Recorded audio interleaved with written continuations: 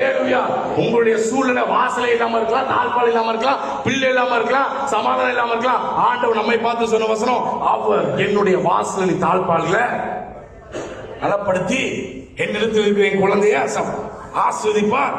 உசிதமான சொல்லுங்க கடைசி வரி எங்க திருப்தி? என்னுடைய துருத்தியில தண்ணியே இல்லை. அல்லேலூயா. எதிர்ப்பு சொல்லிங்க. ஒருத்தி அப்படிதான் போனா ஆபிரகாம் அவளை அழகா ஆபிரகாம் ஒரு துருத்தி தண்ணீரை யாருக்கு கொடுத்தா? ஆகார்ட்டு கொடுத்தா. அந்த துருத்தி தண்ணீர் அல்லேலூயா. கொஞ்ச தூரம் நடக்கிறதுக்கு தண்ணி வேணும், அப்படிதானே?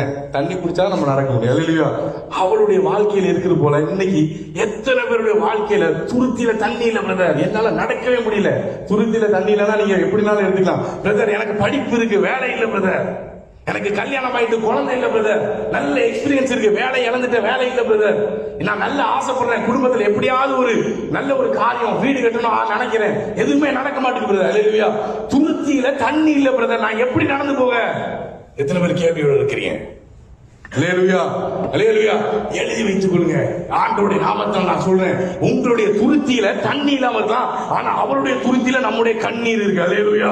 புரிஞ்சவங்க மாத்திரம் அல்லேலூயா, புரியாதவங்க அல்லேலூயா சொல்ல வேண்டாம். புரிஞ்சவங்க மாத்திரம், என்னுடைய துருத்தியில தண்ணி இல்ல பிரதர், ஆனா அவருடைய துருத்தியில என்னுடைய கண்ணீர் இருப்பதனால கர்த்தர் என்னுடைய கண்ணீர் நிமித்தம் என்னை ஆசீர்வதிக்க உண்மையிலவர். அப்படி நம்புறவங்க மாத்திரம் அல்லேலூயா.